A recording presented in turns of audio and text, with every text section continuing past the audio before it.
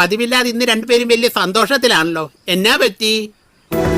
വീട്ടിൽ പോയി ചോദിച്ചാൽ മതിയെന്ന് പരസ്യമായി പരിഹസിച്ച പിണറായിയോട് വീട്ടിൽ പോയിരിക്കാൻ കേരളം അത്യുച്ചത്തിൽ വിളിച്ചു പറഞ്ഞു. നിങ്ങളിങ്ങനെ വീട്ടിനകത്ത് കയറിയിരിക്കാതെ പുറത്തോട്ടൊക്കെ ഒന്ന് ഇറങ്ങുക. എടാ ഞാനൊന്നും ഇല്ലടാ പുറത്തോട്ട്. പിണറായിയുടെ ഡാഷ്മോൻ കേരളം പൂരിപ്പിച്ചു. കടക്ക് പുറത്തെന്ന ആക്രോശത്തിന്റെ അർത്ഥം പിണറായിയും സംഘവും ഇന്ന് തിരിച്ചറിഞ്ഞു.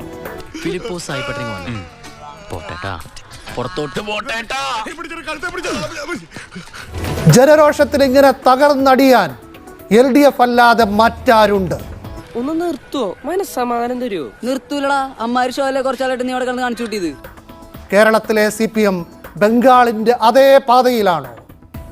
ഇന്ത്യയെ CPM മുക്തമാക്കിയതിൽ പിണറായി വിജയൻ ചരിത്രത്തിൽ ഇടം പിടിക്കുകയാണ്. It is quite your inefficiency. You have to answer for it. അതുകൊണ്ട് കേട്ടോണ്ടിരിക്കുന്നത് നല്ലത്. അല്ല, ഈ തെരഞ്ഞെടുപ്പിൽ പരാജയം ഉണ്ടായത് സ്വാഭാവികമാണ്. 5 കൊല്ലം ഭരിച്ച സർക്കാരിനെതിരെ ജനങ്ങളുടെ ഇടയിൽ വിപ്രതിപത്തി ഉണ്ടാവും. 10 കൊല്ലം ഭരിച്ച സർക്കാരിനെതിരായിട്ട് അതിൽ കൂടുതലുണ്ടാവും. സ്വാഭാവികമായിട്ടും ഒരു പരാജയം അനിവാര്യമായിരുന്നു. ഒരു തെരഞ്ഞെടുപ്പ് ആകുമ്പോൾ ഒരു പാർട്ടി ജയിക്കും, ഒരു പാർട്ടി തോക്കും. എന്നാൽ ഇങ്ങനെ ഉണ്ടാവും ഒരു തോൽവി. പരാജയം ഉണ്ടായാലും ഒരു അത്ഭുതമില്ല. ഇത്ര ഭയാനകമായ പരാജയം എങ്ങനെ ഉണ്ടായെന്നുള്ളതാണ് ചോദ്യം. സാറിന് ഈ നിലയിൽ കാണേണ്ടി വന്നതിൽ വളരെ സങ്കടമുണ്ട്. കഷ്ടം. പേരാമ്പ്ര, ആ വേപ്പയൂർ മുതലായ പ്രദേശങ്ങൾ സ്ഥിരമായിട്ട് LDF ജയിച്ചുകൊണ്ടിരുന്ന CPM ജയിച്ചുകൊണ്ടിരിക്കുന്ന പ്രദേശങ്ങൾ, അതുപോലെ കണ്ണൂർ ജില്ലയിലെ പ്രധാനപ്പെട്ട കോട്ട കൊത്തളക്കൽ. ഒരു പൊട്ടലായിപ്പോയി. സാറെന്താ ഒന്നും മിണ്ടായിരിക്കുന്നത്? അണ്ണാക്കി പിരിവെട്ടിയിരിക്കണ ഒരാളോട് ചോദിക്കാൻ പറ്റിയ ചോദ്യമാണോടായത്? ആലപ്പുഴ ജില്ലയിൽ, കൊല്ലം ജില്ലയിൽ ഒക്കെ എങ്ങനെ ചരിത്ര പരാജയം ഉണ്ടായി എന്ന് ചോദിച്ചാൽ അതിൻ്റെ കാരണം എന്ന് വെച്ചാൽ ഈ രണ്ടാം പിണറായി സർക്കാരിൻ്റെ വമ്പിച്ച ഭരണപരാജയമാണ്. മന്ത്രിമാർ തീരെ അപ്രാപ്തരും കഴിവ് കുറഞ്ഞവരും അതുപോലെ ജനങ്ങളെ വെറുപ്പിക്കുന്നവരുമായിരുന്നു. മോശം എന്ന് പറഞ്ഞാൽ മോശം അഭിപ്രായം കുടുംബത്തെ പറ്റി നാട്ടുകാർക്ക്. അനാവശ്യമായ പ്രസ്താവനകൾ നടത്തിയും അനാവശ്യമായ വെല്ലുവിളികൾ നടത്തിയും ഒക്കെ ആളുകളെ വെറുപ്പിച്ചു. അതുകൂടാതെ സർക്കാരിൻ്റെ തനതായ ചില പരിപാടികൾ, ഇപ്പോൾ ലോക കേരള സഭ അല്ലെങ്കിൽ നവകേരള സദസ്സ്, അതുമായി ബന്ധപ്പെട്ടുണ്ടായ രക്ഷാപ്രവർത്തനം, ഇതൊക്കെ ജനങ്ങൾക്ക് സഹിക്കാവുന്നതിനപ്പുറമായിരുന്നു. കാശ് കൊടുത്ത് കടിക്കുന്ന പട്ടിയെ വാങ്ങിച്ചു. ഖജനാവിൽ 5 പൈസ ഇല്ലാത്ത സമയത്ത് ഒരു എയർ കണ്ടീഷൻ ചെയ്ത ബസ് എടുത്ത് 140 മണ്ഡലങ്ങളിലും 21 മന്ത്രിമാർ പര്യടനം നടത്തുന്നു. പിന്നെ അല്ലാതെ അത് മാത്രമല്ല, ഓരോ തവണ ഇവർ തോൽക്കുമ്പോഴും ന്യായം പറയുകയും ക്യാപ്സൂളുകൾ ഇറക്കുകയും നമ്മുടെ കോമൺ സെൻസിനെ കോഞ്ചൽ കാണിക്കുകയും ചെയ്യും. അപ്പോൾ അതിന് കിട്ടിയ കൃത്യമായിട്ടുള്ള ചികിത്സയാണ്. അങ്ങനെ തന്നെ വേണം. അത് നല്ല ഡോസിൽ തന്നെ കിട്ടി. അതുകൊണ്ടാണ് മിക്കവാറും മന്ത്രിമാർ തോറ്റുപോയത്. സ്വാഭാവികമായിട്ടുള്ള പരാജയമാണ്. അവരർഹിക്കുന്ന ഡോസിൽ കിട്ടിയോ എന്നുള്ളതിൽ മാത്രമേ സംശയമുള്ളൂ. ഏതായാലും കൃത്യമായിട്ടുള്ള ചികിത്സ കിട്ടി എന്നുള്ളതിൽ നമുക്ക് എല്ലാവർക്കും സന്തോഷമുണ്ട്. ഇതാ പറയുന്നത് ദൈവമുണ്ടെന്നും അന്തിമ വിജയം സത്യത്തിന് മാത്രമായിരിക്കുമെന്നും. അതുകൂടാതെ ഒരു കാര്യം കൂടി പറയേണ്ടതുണ്ട്. ഈ പാർട്ടിക്കകത്ത് തന്നെ ഇതിനോട് വലിയ വിയോജിപ്പുള്ള ആളുകളുണ്ടായിരുന്നു. അവരാണ് ഈ പുറത്തു വന്ന ആളുകൾ. എല്ലാത്തിലും പ്രധാനപ്പെട്ട ഉദാഹരണം എന്ന് പറയുന്നത് G. സുധാകരനാണ്. നമ്മൾ 10 പൈസ കൈക്കൂലി മേടിക്കാത്ത ഒരാളായിരുന്നു. പക്ഷേ അദ്ദേഹത്തിനുണ്ടായിരുന്ന അനുഭവം എത്ര തിക്തമായിരുന്നു എന്ന് ഓർമ്മയില്ലേ? എപ്പോഴെങ്കിലും ആലോചിച്ചിട്ടുണ്ടോ? പിണറായി വിജയൻ കിട്ടിയേക്കാളും മരുമോന് കിട്ടിയേക്കാളും കൂടിയ ഭൂരിപക്ഷത്തിലാണ് G. സുധാകരൻ ഇന്ന് ജയിച്ചിട്ടുള്ളത്. അപ്പോൾ ഈ തെരഞ്ഞെടുപ്പ് ഫലം നൽകുന്ന വ്യക്തമായൊരു സൂചനയുണ്ട്. അതെന്താ വെച്ചാൽ ഇതുപോലുള്ള ഉടായിപ്പ് പരിപാടികളൊന്നും ആളുകളെ പറ്റിക്കാൻ പറ്റില്ല. ടീം പോയി, കിടപ്പാടവും പോയി, ആ പാടുണ്ടായിരുന്ന മാനവും പോയി. താങ്ക്സ്. ഇവരുടെ ക്യാപ്സൂളുകൾ വായിച്ചിട്ടുണ്ടെങ്കിൽ ഈ ന്യായീകരണ തൊഴിലാളികൾ നൽകുന്ന ന്യായീകരണങ്ങൾ കൊണ്ടൊന്നും ജനങ്ങളെ പറ്റിക്കാൻ പറ്റുകയില്ല. കുറച്ച് പേരെ എല്ലാ കാലവും പറ്റിക്കാം, എല്ലാവരെയും കുറച്ച് കാലം പറ്റിക്കാം, പക്ഷേ എല്ലാവരെയും എല്ലാ കാലത്തും പറ്റിക്കാൻ പറ്റുകയില്ല എന്ന കാര്യം ഈ ക്യാപ്സൂൾ നിർമ്മാതാക്കളും മറ്റുള്ളവരൊക്കെ ഒന്ന് ആലോചിക്കുന്നത് നല്ലതാണ്. ഈ നയവ്യതിയാനത്തിന് കൊടുത്തിട്ടുള്ള ശക്തമായ ഒരു ചികിത്സയാണ് ഇത്. വോട്ട് ചെയ്ത ആളുകൾ ഇത്രയൊന്നും ആലോചിച്ചിട്ടായിരിക്കില്ല ചെയ്ത്. അവരുടെ മനസ്സിലൊരു പ്രതിഷേധമുണ്ട്. ആ പ്രതിഷേധത്തിൻ്റെ ഒരു മൂർത്ത രൂപമാണ് ഇതിപ്പോൾ ഇലക്ട്രോണിക് യന്ത്രത്തിൽ നിന്ന് പുറത്തു വന്നിട്ടുള്ളത്. മാനവും പോയി. മുഖ്യമന്ത്രി മുന്നിൽ നിന്ന് നയിച്ച ഒരു തെരഞ്ഞെടുപ്പാണ് ഇപ്പോൾ നമ്മൾ കണ്ടത്. അതിന്റെ പ്രചരണത്തിലെ ഒരേ ഒരു സ്റ്റാർ ക്യാമ്പയിനർ CPM-ന്റെ ഭാഗത്തു നിന്ന് അല്ലെങ്കിൽ മൊത്തത്തിൽ ഇടതുപക്ഷത്തിന്റെ ഭാഗത്തു നിന്ന് അദ്ദേഹം മാത്രമായിരുന്നു. മാത്രമേ പാടുള്ളൂ. എന്റെ തല എന്റെ ഫുൾ ഫിഗർ, എന്റെ തല എന്റെ ഫുൾ ഫിഗർ. അതുകൊണ്ട് തന്നെയാണ് കേരളത്തിൽ അങ്ങോളം ഇങ്ങോളം നിരന്നു നിൽക്കുന്ന ഹോർഡിങ്ങുകൾ കാണുമ്പോൾ ഇപ്പൊ നമുക്ക് ചിരി വരുന്നത്. ഇനി ഇത് ആരാണ് ഇതൊക്കെ എടുത്ത് മാറ്റാൻ പോകുന്നത്? ചൊറി വന്നിരിക്കുമ്പോഴാ ചൊറുതണം കൊണ്ട് അടിക്കുന്നത്. അല്ല, ചൊറിക്ക് നല്ല ബെസ്റ്റ് മരുന്ന് ഇറങ്ങിയിട്ടുണ്ട് ചേട്ടാ, ബീറ്റെക്സ്. ഒരു വ്യക്തി മാത്രമാണ് കേരളത്തിലുള്ള എല്ലാ നേട്ടങ്ങളും സമ്പാദിച്ചത്, അത് നമുക്ക് സമ്മാനിച്ചത് എന്നൊക്കെയുള്ള ഒരു നറേറ്റീവ് സൃഷ്ടിച്ചുകൊണ്ട് അദ്ദേഹത്തിന്റെ തല, അദ്ദേഹത്തിന്റെ ഫുൾ ഫിഗർ എന്നത് മാത്രമാണ് ഇവിടെ നമ്മൾ ഈ ഹോർഡിങ്ങുകളിലെല്ലാം തന്നെ കണ്ടത്. എന്തൊക്കെയോ ഹോബികളാണ്. അയക്കെന്താ പ്രാന്താണ്. അയ്യോ പൊന്നു മോനെ, പ്രാന്ത് എന്ന് പറഞ്ഞ ഈ സൂക്കറിനെ കുറച്ച് കാണും. മുഖ്യമന്ത്രി മാത്രമാണ് ഈ എല്ലാവിധത്തിലുള്ള നേട്ടത്തിനും കാരണഭൂതൻ എന്ന മട്ടിലുള്ള ഒരു നറേറ്റീവ് സൃഷ്ടിക്കാനായിട്ട് അവർ ശ്രമിച്ചു. നമ്മളത് ആഗോള അയ്യപ്പ സംഗമത്തിലും കണ്ടതാണ്. അയ്യപ്പന്റെ പടം വളരെ ചെറുതായിട്ട് അതിൽ കൊടുത്തിട്ട് പിണറായി വിജയന്റെ തലയാണ് അതിൽ വലുതായിട്ട് കൊടുത്തത്. എനിക്ക് അപ്പോഴേ തോന്നി. അപ്പൊ ഏകദേശം ആ ഒരു സമയത്ത് തന്നെ അടുത്ത തെരഞ്ഞെടുപ്പിലേക്കുള്ള നറേറ്റീവ് സൃഷ്ടിക്കപ്പെട്ടു. അതിൽ തദ്ദേശ ഭരണ തെരഞ്ഞെടുപ്പിൽ ഒരു തിരിച്ചടി കിട്ടി. അതിനുശേഷവും ഈ തെരഞ്ഞെടുപ്പിന്റെ പ്രചരണ രംഗത്ത് അത് ചൂടുപിടിച്ച് നിൽക്കുന്ന സമയത്ത് പോലും ധാർഷ്ട്യം നിറഞ്ഞ ഒരു ബോഡി ലാംഗ്വേജ് ആണ് ശ്രീ പിണറായി വിജയന്റെ ഭാഗത്തു നിന്നുണ്ടായത്. അതെ, അയാൾക്കുള്ള മൂലക്കുരുവിന്റെ അസുഖം. ഇപ്പോൾ സ്വരാജിന്റെ വിശകലനം വായിക്കുകയായിരുന്നു, M. സ്വരാജിന്റെ. അദ്ദേഹം പറയുന്നത് ജനങ്ങൾ ഉദാസീനതയോട് കൂടിയാണ് ഇങ്ങനെ ഒരു പ്രതികരണം നടത്തിയത് എന്നാണ്. ലാഘവത്തോടു കൂടി ചെയ്തു. കാരണം 10 വർഷം ഇവർ ഭരിച്ചില്ലേ, ഇനി 5 വർഷം അവർ ഭരിക്കട്ടെ എന്ന രീതിയിൽ ലാഘവത്തോടെ കണ്ടു, അരാഷ്ട്രീയമായി കണ്ടു എന്നൊക്കെയാണ്. സത്യത്തിൽ ഇങ്ങനെ ഒരു തിരിച്ചടി അപ്രതീക്ഷിതമാണ്, ഒട്ടൊക്കെ അപ്രതീക്ഷിതമാണ്. LDF വിജയിക്കുമെന്നാണ് പൊതുവിൽ കരുതപ്പെട്ടിരുന്നത്. കണ്ടോ ഇപ്പോഴും ഇവർക്ക് നേരം എടുത്തിട്ടില്ല. അങ്ങനെയൊക്കെ തോറ്റെന്ന് സമ്മതിച്ചോ മഞ്ജുഷ്? തോറ്റെന്ന് സമ്മതിച്ചിട്ടുണ്ടോ? സ്വരാജ് സംഭവിക്കാൻ പാടില്ലാത്തതാണ് സംഭവിച്ചതെന്നാണ് അദ്ദേഹം പറയുന്നത്. ഓ, അവന് കിട്ടിയതൊന്നും പോരാ. ശരി, ജയചന്ദ്രൻ. ഇവര് തോക്കുന്നതല്ല, തോറ്റു എന്നവരെ പറഞ്ഞ് മനസ്സിലാക്കുന്നതാണ് ഏറ്റവും വലിയ പ്രയാസം. ഇപ്പൊ ജനങ്ങളുടെ കുഴപ്പമായല്ലോ. എല്ലാം ജനങ്ങളുടെ കുഴപ്പം. അതെ, ജനങ്ങൾ ഉദാസീനമായിട്ടാണ് ചിന്തിച്ചതെന്ന്, അരാഷ്ട്രീയമായിട്ടാണെന്ന്. അപ്പൊ നീ എനിക്ക് പുല്ലുവിലൂടെ തരുന്നത് പുല്ലുവില.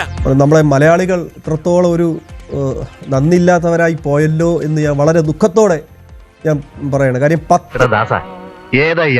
വർഷം കേരളം ഇതുവരെ കണ്ടിട്ടില്ലാത്ത അത്യപൂർവമായ വികസനങ്ങൾ കാഴ്ചവെച്ച ഒരു സർക്കാരാണ് കഴിഞ്ഞ 10 വർഷം കഴിഞ്ഞു പോയത്. പിണറായി താങ്കൾ MM മണിക്ക് പഠിക്കുക. അല്ല, ഞാൻ MM മണിക്ക് സാർ, അത് ഞാനത് ചില നഗ്ന സത്യങ്ങൾ പറയുമ്പോൾ അങ്ങേക്ക് കൊള്ളും സാർ. ഇവിടെ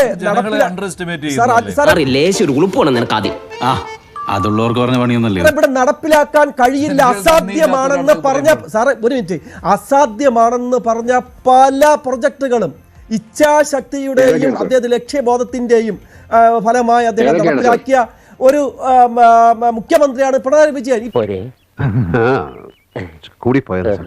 ഇപ്പൊ നമുക്കറിയാം ഈ വിഴിഞ്ഞ പദ്ധതി, അതുപോലെ ദേശീയപാത, ഈ ദേശീയപാതയ്ക്ക് സ്ഥലം പോലും എടുത്തു കൊടുക്കാൻ കഴിഞ്ഞ ഗവൺമെന്റ് മുനീറിന് കഴിയാതെ നിന്ന സമയത്ത് ദേശീയപാത നടക്കാതെ പോയി.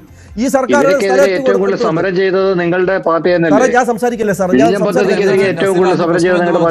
നിങ്ങൾ തന്നെ പ്രതിപക്ഷത്തിരുന്നപ്പോൾ ഏറ്റവും കൂടുതൽ സമരം ചെയ്യുന്നു. അത് നിങ്ങൾ ഭരണത്തിലെത്തുമ്പോൾ പ്രതിപക്ഷം ഒരു നിങ്ങൾക്കത് നടത്താൻ മേനി നടിക്കുന്നു. പഴയ അജണ്ട മാറുമ്പോഴാണല്ലോ പുതിയ അജണ്ട ഉണ്ടാവുന്നത്. ഇത് ജനങ്ങൾ നിങ്ങൾ പറയുകയാണ് ഇത്രയും കാട്ടിക്കൂട്ടിയിട്ടും ഒരു നന്ദിയില്ലാത്ത സൂപ്പർ ജോക്ക്. அதுதான் சொன்னேன். ஆனா வெளியில யார்ட்டையும் சொல்லாதீங்க. உதப்பானுங்க. ஓதேரிக்கு நிறைய கிடைச்சிருக்கு. പദ്ധതികളെന്ന് പറയും പിണറായി സർക്കാരിന്റെ ആ ഇച്ഛാശക്തിയുടെ ഫലമായിട്ട് അദ്ദേഹം നടപ്പിലാക്കി കാണിച്ചത്. പക്ഷെ അദ്ദേഹം നേതൃത്വം കൊടുക്കുന്ന സർക്കാർ സത്യത്തിൽ അതിപ്പോ ജനങ്ങള് ചെറിയ ഒരു ശിക്ഷ കൊടുത്തു. കാരണം അത് നമ്മൾ മടങ്ങി വരും. ഇവിടെ ചെറുതായിട്ട് നേരത്തെ ഒരു സുഹൃത്ത് പറഞ്ഞിട്ട് ഇടതുപക്ഷം നശിച്ചു പോയി, ഇടതുപക്ഷം ഇനി ഇല്ല. പ്രിയ സുഹൃത്തെ, ഒറ്റയ്ക്ക് നിന്ന് 60ഓളം സ്ഥലത്ത് CPM ഒറ്റയ്ക്ക് നിന്ന് ജയിക്കാൻ കഴിവുള്ള ഒരു പാർട്ടിയാണ് CPIM എന്ന് പറയുന്നത്, കമ്മ്യൂണിസ്റ്റ് പാർട്ടി. 60ഓളം സ്ഥലത്ത് ആരുടെ സഹായമില്ലാതെ. അതെവിടെയാണ്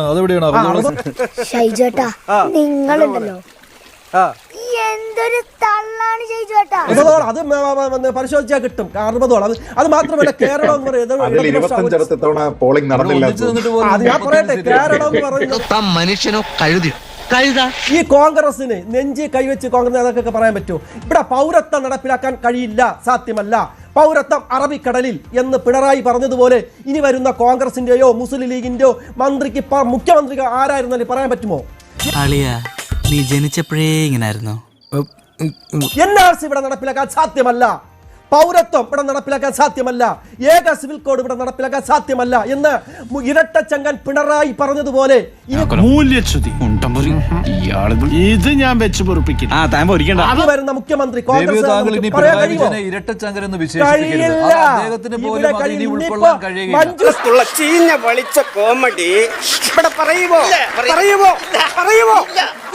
ഇതുവരെ എല്ലാ സ്തുതിപാഠകർക്കും ഇടയിൽ നിൽക്കുകയായിരുന്നു പിണറായി വിജയൻ. സ്തുതിപാഠകർ തന്നെ അദ്ദേഹത്തെ നശിപ്പിച്ചു, അദ്ദേഹത്തെ ഇല്ലാതാക്കി. ആ സമയത്ത് ഇനിയും അദ്ദേഹത്തെ സ്തുതിപാഠകന്റെ വേഷം കെട്ടിക്കൊണ്ട് അദ്ദേഹത്തെ അഭിനന്ദിച്ചുകൊണ്ടേയിരിക്കും. എന്താ നിനക്കിതിന് മാസക്കൂലിയ ദിവസക്കൂലിയ? നമുക്ക് വേണമെങ്കിൽ ഇത് പോളിഷ്ഡ് ആയിട്ടും പറയാം, അതല്ലാതെ വളരെ റോ ആയിട്ടും പറയാം. സത്യത്തിൽ ഈ പറഞ്ഞിരിക്കുന്ന നന്ദിയില്ലാത്തവന്മാരെ എന്നുള്ള വിളിയാണ്. അല്പം മുമ്പ് നമ്മുടെ ചർച്ചയിൽ ശ്രീ നസീർ പറഞ്ഞതുപോലെ തന്നെ വോട്ട് കിട്ടാത്ത അല്ലെങ്കിൽ വോട്ട് ചെയ്യാത്ത ആൾക്കാരെ നന്ദിയില്ലാത്തവരെ എന്ന് വിളിക്കുന്നതിന് തുല്യമായിട്ടുള്ള കാര്യമാണ്. അതൊക്കെ ഗോപാലകൃഷ്ണൻ ഒരു നമ്പർ അല്ലേ? ഇത് എന്റെ ഒരു നമ്പറാ. കളിക്കുന്നത് അതിൽ വേണ്ട തെണ്ടി. നമ്മൾ ഒരു കാര്യത്തിൽ എന്തൊരു രാഷ്ട്രീയത്തിനെ പറ്റി കേരളത്തിൽ സംസാരിക്കുന്ന സമയത്തും ശ്രീ സ്വരാജ് ഉൾപ്പെടെയുള്ള എല്ലാ ആൾക്കാരും പറയുന്നത് കേരളത്തിൽ രാഷ്ട്രീയ പ്രബുദ്ധതയുള്ള ആൾക്കാരാണെന്ന്. അപ്പൊ രാഷ്ട്രീയ പ്രബുദ്ധതയുള്ള ആൾക്കാരെ സംബന്ധിച്ചിടത്തോളം വൈസായിട്ടുള്ള ഡിസിഷൻസ് എടുക്കാനായിട്ട് അവർക്ക് കഴിയും. അങ്ങനെ കഴിയുന്നത് കൊണ്ടാണല്ലോ അവരെ പ്രബുദ്ധത എന്ന് വിളിക്കുന്നത്, അല്ലാതെ അടിമത്തമല്ലല്ലോ ഈ പ്രബുദ്ധത എന്ന് പറയുന്നത്. അപ്പോൾ അവർ 10 വർഷത്തെ ഭരണം കണ്ടു, ഇനി ആ ഭരണം ഞങ്ങൾ അർഹിക്കുന്നില്ല അല്ലെങ്കിൽ ഞങ്ങളെ ആ ഭരണം അർഹിക്കുന്നില്ല എന്ന് കണ്ടുകൊണ്ട് അവരൊരു ഓവർവെൽമിംഗ് മെജോറിറ്റിയാണ് UDF കൊടുക്കുന്നത്. മുമ്പ് UDF കിട്ടാത്ത തരത്തിലുള്ള ഒരു മെജോറിറ്റി. അങ്ങനെ മെജോറിറ്റി അവർ കൊടുത്തിട്ടുണ്ടെങ്കിൽ അതാണ് ജനഹിതം, പീപ്പിൾസ് മാൻഡേറ്റ് അത് മനസ്സിലാക്കാനുള്ള വിവരം വേണ്ടേ എന്ന് മനസ്സിലാക്കിയതിനു ശേഷം അതിനെ സർവാത്മന 2 കൈ കൊണ്ട് സ്വീകരിക്കുക. ഞങ്ങളുടെ ഭാഗത്ത് വന്നിരിക്കുന്ന വീഴ്ചകൾ എന്താണ് എന്ന് ഞങ്ങൾ പഠിക്കും, തിരുത്തും എന്ന് പറയുക.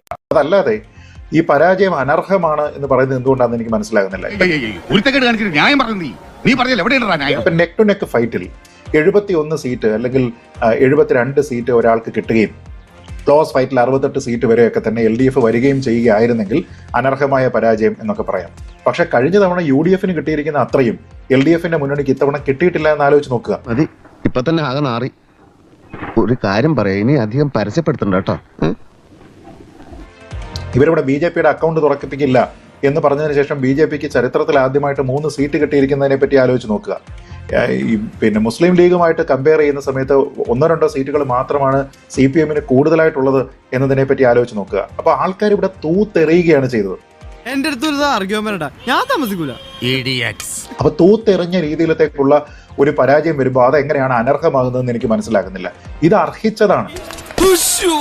ഇനി മരങ്കേറ്റം തന്നെയാ നല്ലത്. എന്നിട്ട് അങ്ങനെയുള്ള ഒരു പ്രസ്താവന പറയുന്ന സമയത്ത് നമ്മളിവിടെ വലിയ വികസനം നടത്തിയെന്ന് പറഞ്ഞു കഴിഞ്ഞാൽ ഈ കഴിഞ്ഞ 4 ആഴ്ച ഇവർ പറഞ്ഞിരുന്നത് മുഴുവൻ ഈ വികസനത്തിനെ കുറിച്ചല്ലേ. അപ്പൊ അതെല്ലാം കഴിഞ്ഞതിന് ശേഷം ഇവിടെ സർക്കാരിന് വീണ്ടും ഇച്ഛാശക്തി ഉണ്ട് എന്ന് ശ്രീ നസീറിനെ പോലുള്ള ആൾക്കാരും ഞങ്ങൾ അർഹിച്ചിരുന്ന പരാജയം അതല്ല ഇതെന്ന് ശ്രീ സ്വരാജിനെ പോലുള്ള ആൾക്കാരും ഒക്കെ പറഞ്ഞിട്ട് ഇനിയും പിണറായി വിജയനെ സോപ്പിട്ടത് കൊണ്ട് എന്ത് കാര്യമാണ്? എന്ത് പ്രഹസനമാണ് സജി കാര്യമാണ് ഇത്. അതാണ് ഞാൻ പറഞ്ഞത്, നിങ്ങൾ ഈ മലയാളികളുടെ പ്രബുദ്ധത പറഞ്ഞത് മലയാളികളെ കളിയാക്കരുത്. നിങ്ങളിപ്പോ പാലക്കാടിന്റെ കാര്യം പറഞ്ഞില്ല, ഞാൻ നിങ്ങളുടെ കരുനാഗപ്പള്ളിയുടെ കാര്യം പറയാമല്ലോ. കരുനാഗപ്പള്ളിയിൽ കഴിഞ്ഞ വർഷം CR മഹേഷിന് എത്ര വോട്ടുണ്ടായിരുന്നു? 55% വോട്ടായിരുന്നു. ഇപ്രാവശ്യം 47% വോട്ടായി കുറഞ്ഞു. ആ വോട്ട് എവിടെ പോയി? ആ വോട്ട് എങ്ങോട്ടാ പോയത്? അപ്പൊ ചോദിച്ചു നിങ്ങൾക്ക് അതിന് ഉത്തരവുണ്ടോ? ഉത്തരം പറ.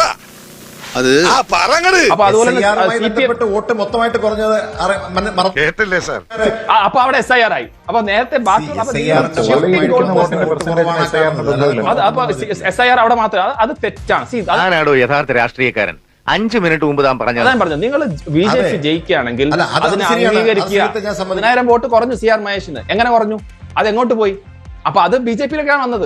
അപ്പൊ അതുപോലെ തന്നെ അവിടുത്തെ CPM വോട്ട് കുറഞ്ഞിട്ടുണ്ട്. 64,000 55 9,000 വോട്ട് അതങ്ങോട്ട് പോയി. അത് BJPയിലും. അപ്പൊ ഈ BJPയിലേക്ക് വരുന്ന വോട്ട് എന്തെങ്കിലും ഡീലിന്റെ പുറത്തല്ല, അത് കാൻഡിഡേറ്റ്, അവിടുത്തെ സാഹചര്യം, അവിടുത്തെ എല്ലാ കാര്യങ്ങളും ഉണ്ട്. അപ്പൊ BJP ജയിക്കുമ്പോൾ മാത്രം ഡീൽ. CPM പറയും കോൺഗ്രസിന് ഡീൽ, കോൺഗ്രസ് പറയും CPM ഡീൽ. അതിനെ നിർത്തുക. ഈ ജനങ്ങൾ, നിങ്ങൾ പറഞ്ഞില്ലേ നേരത്തെ പറഞ്ഞത് MM മണി ശൈലി, ആ ശൈലിയുടെ വേറൊരു പോളിഷ്ഡ് രീതി തന്നെയാണ് ഇത്. നിങ്ങൾക്ക് ഇനി വരുന്ന കേരളത്തിൽ ഈ കാരണം കൊണ്ടൊന്നും നിൽക്കത്തില്ല. ഈ കാരണങ്ങൾ കൊണ്ടും നിൽക്കത്തില്ല. ഞാൻ അതാ പറഞ്ഞു വന്നത്, നിങ്ങൾ പുതിയ എന്തെങ്കിലും കാരണങ്ങൾ കണ്ടുപിടിക്കുക. ഒത്തില്ല. എന്താണ് ഒത്തില്ല? ആ മൂപ്പര് ഒപ്പിക്കാൻ നടക്കുക.